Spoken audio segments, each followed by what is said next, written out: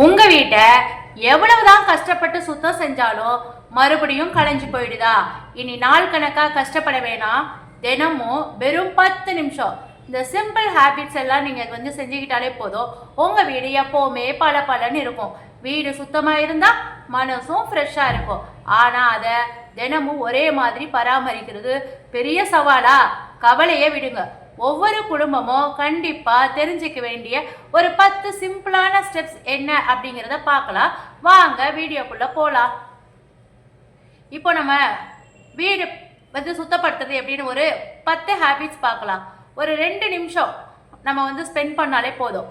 இப்போ காலையில் எழுந்த உடனே நம்ம பெட்டு படுக்கையை சரி செய்கிறது 2 நிமிஷம் வேலை தான். ஆனால் அது நாள் முழுக்க வீட்டை ஒழுங்காக வச்சிருக்கணும் அப்படிங்கிற எண்ணத்தை நம்ம மனசில் உருவாக்கும்.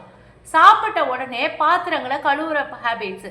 சாப்பிட்டு முடித்த உடனே நம்ம பாத்திரத்தை கழுவி வச்சோம்னா பாத்திரங்கள் சேர்த்து வச்சா சிங்க்கு ஃபுல்லாக நிரம்பி அதே நமக்கு சோம்பேறித்தனம், ரொம்ப லேசி ஆகிடுவோம்.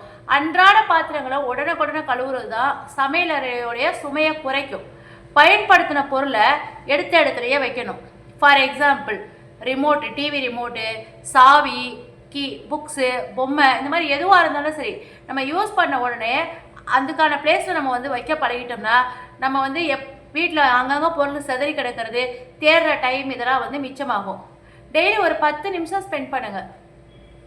இந்த 10 நிமிஷத்தில் டைமர் வச்சு சோஃபாவை சரி செய்யுங்க. மேஜை, டேபிளை க்ளீன் பண்ணுங்கள். சின்ன சின்ன வேலைகளை செஞ்சாலே போதும்.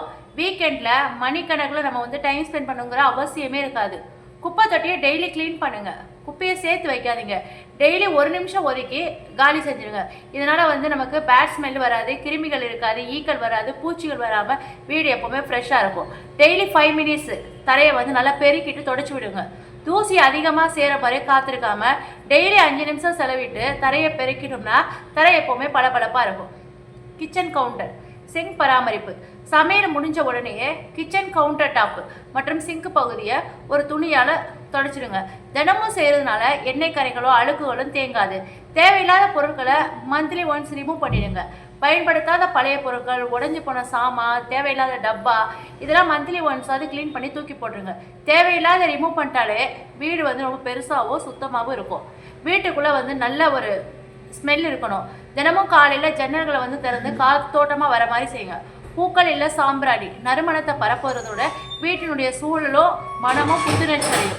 குடும்பத்தினர் அனைவரும் இணைஞ்சு சுத்தம் பண்ணணும். வீட்டை சுத்தமாக வைக்கிறது ஒரே ஒருத்தரோட வேலை, அவங்க மட்டும்தான் செய்யணும் அப்படின்னு யோசிக்காதீங்க. குடும்பத்தில் இருக்கக்கூடிய எல்லாருமே, ஹஸ்பண்டு, குழந்தைங்க, இந்த மாதிரி ஆளுக்கு ஒரு சின்ன சின்ன பொறுப்பை எடுத்துகிட்டு செஞ்சாலே 10 நிமிஷத்தில் எல்லாத்தையும் க்ளீன் பண்ணி முடிச்சிடலாம். சுத்தமான வீடு என்பது அதிகமான டைம் ஸ்பெண்ட் பண்ணுறது கிடையாது, பணத்தாலையும் கிடைக்காது. குடும்பத்தில் இருக்க அனைவருமே ஒன்றா சேர்ந்து கடைபிடிக்கக்கூடிய ஒரு சின்ன பழக்கம் தான் எப்போதுமே இது சாத்தியமாகும்.